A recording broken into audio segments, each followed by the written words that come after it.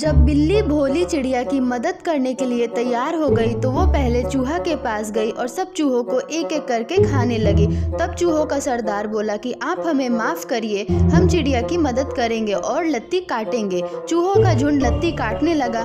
फिर लत्ती भी हाथ जोड़े बोली, हमको क्षमा करो, हम हाथी छानेंगे। फिर वो बिल्ली, भोली चिड़िया और लत्ती हाथी के पास गए और उन्हें जाल में फंसाने लगे। जाल में फंसने के कारण हाथी परेशान हो गए और भोली चिड़िया से बोले कि आप हमें माफ़ करिए, मैं समुंदर सूख जाऊंगा। तुरंत हाथी समुंदर के पास गया और समुंदर का पूरा पानी अपने सूंड में भरने लगा।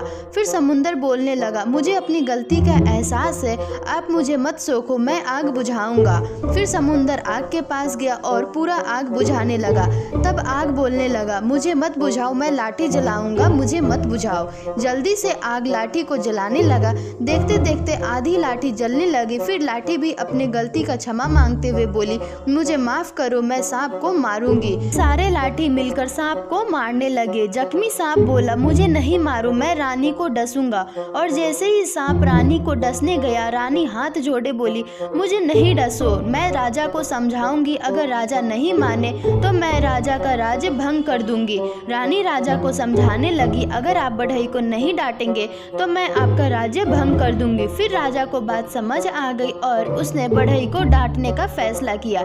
जैसे ही राजा बढ़ई के पास गए और उसे डांटने लगे तो बढ़ई बोला, राजा राजा हमें माफ करिए, मैं खूंटा तोड़ूंगा और दाना निकाल के चिड़िया को दूंगा। जैसे ही वो खूंटा तोड़ने गया, खूंटा बोला, मुझे मत तोड़ो, मैं अपने आप टूट जाऊंगा और दाना निकल जाएगा।